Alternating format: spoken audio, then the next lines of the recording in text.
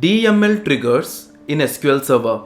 Hi, I'm M. Asif Hussain from KnowHow Academy. What are we going to learn in this video? We are going to learn what are the different types of triggers we have in SQL Server. We are going to learn DML triggers in detail with some examples.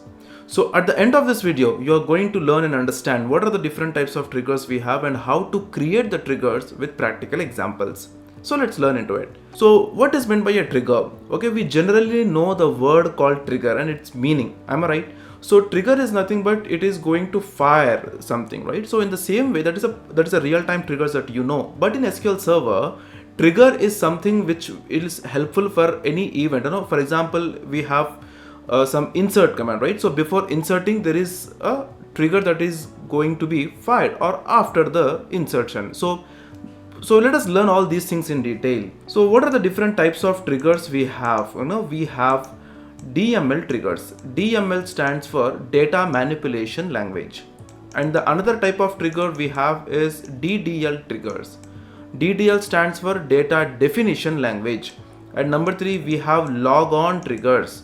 So these are the 3 different types of triggers we have it in SQL Server. So in this DML triggers, we have certain events called as insert, we have update, and we have delete. Okay, so for these 3 events, the DML triggers will be working on.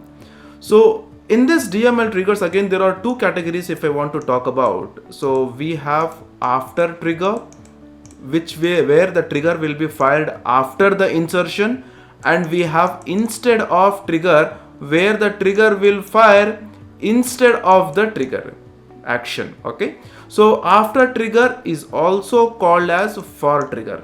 After trigger, it is also called as for trigger. So let us learn that first. For this, what I'm trying to do, I'm creating a table called employee table with the columns called employee ID. The data type is integer. Now I'm considering this as a primary key constraint, and I'm creating the employee name with the data type as varchar, and I'm giving the size as 200, and I'm writing the employee salary with the data type as integer, and you can even give this as not null constraint.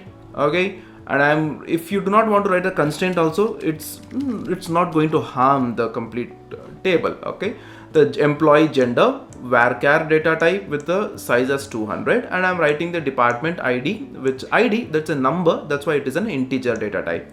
So first let me create this particular table. So let me create this table. So the commands completed successfully. So let me retrieve the table, select a star from the table called employee that I have created.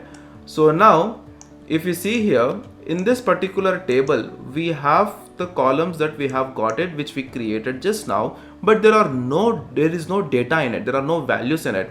So for that, let's insert some values in it. So the syntax of inserting the values is insert into the table name values, and then you are inserting some values in it. So like this, I have inserted 3 records. So for that, let us go and execute this 3 records here. So I'm executing it. These 3 records got executed successfully. Now let us see the table. So we have the table called employee table with few records in it. Am I right?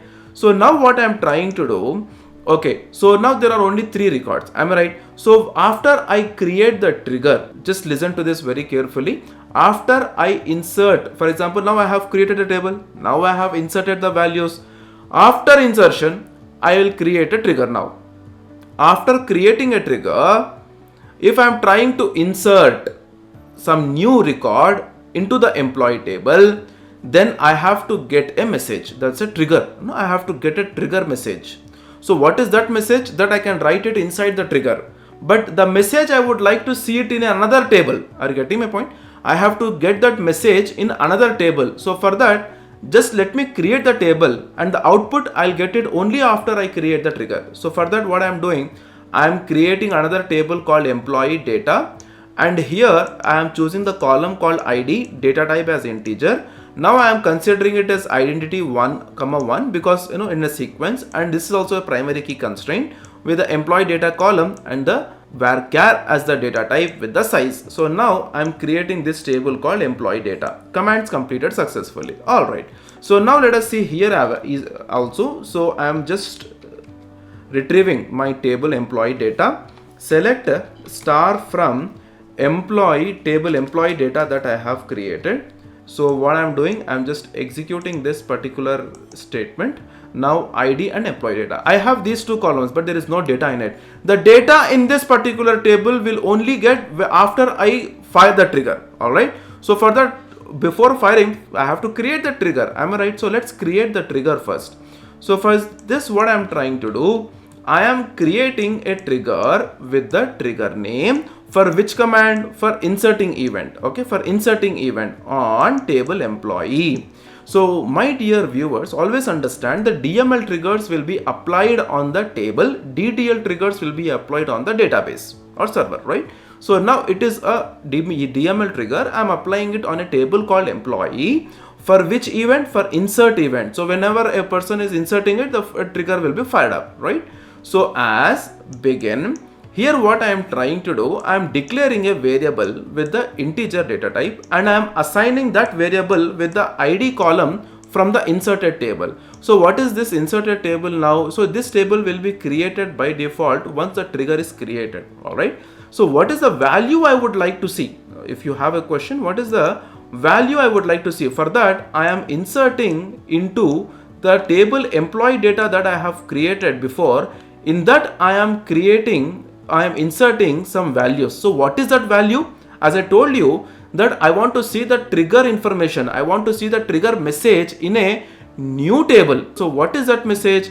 For example, how many employees I have before? I have only 3 employees. Now we have recruited a new employee.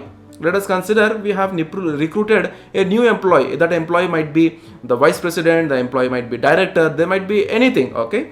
So once a new employee is recruited, obviously we have to enter their record in our database. Am I right? We have to enter their record in our table. So to enter that record in our table, okay, we have to use the insert command and we have to insert it. So when we are using the insert command, what is the condition here? We have created a trigger. For which one? For insert. Then what will happen? Whenever a record is getting inserted, a trigger will be fired with some message. So what is that message I would like to see? Here is the message. A new employee with the ID is added to the particular table or to the particular system. So for this, what I'm doing, I'm writing a message called new employee with the ID. I'm using cast so that I'll convert my ID integer to varchar with a message is joined. Again, I'm writing cast so that I'll convert this into character. So what is the function I have taken here? Get date, because I will even get the date, okay, whenever I'm trying to inserting some value. So now at the end, as I have written begin, you have to write end here. So for this, what I am trying to do, I am creating this trigger and I am executing it now. Okay, commands completed successfully. Now let us try to insert some value into our existing table that we have employee, where we have earlier only 3 records. Now I am inserting a new record. Okay, now when I am inserting a new record here with the employee name called as Mittal, now I am executing it, 1 row affected. But now if you see here the table, earlier we had only 3 records, now we have 4 records. And now what is the trigger message? This message you would like to see right after we have inserted. So that message you will get it in the employee data table. As you can see, a new employee with ID 4 is joined. When should it join? August 5th, 2024 at 12:50 p.m.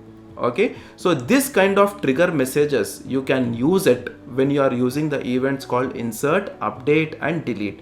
So the trigger, when I am talking it, yes, now you are seeing this trigger because you have used for trigger now after the insertion, right? In the same way after the updation, or in the same way after the deletion. So this is like this. So you can even use instead of trigger also. So you can use instead of trigger in the place of for trigger.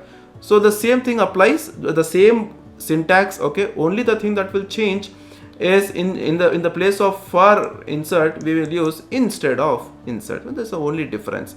So in the same way, as I have taken the event insert, you can also go and practice with the event called update. You can go and practice with the event called delete with the same example. Alright, so what I have done, I have inserted. Now if you want to delete it, yeah, you can write delete from this particular table also. That also is possible. So here, my dear viewers, the interesting thing that we have to understand is that whenever we are creating a DML trigger, always think that that is created on a table but not it on the database. That we have to focus it on. So thank you for choosing KnowHow Academy as your source for IT knowledge. We are always here to help you to navigate the tech world. If you have any questions, do not hesitate to reach out. It's been a pleasure sharing this information with you. Stay curious and keep learning.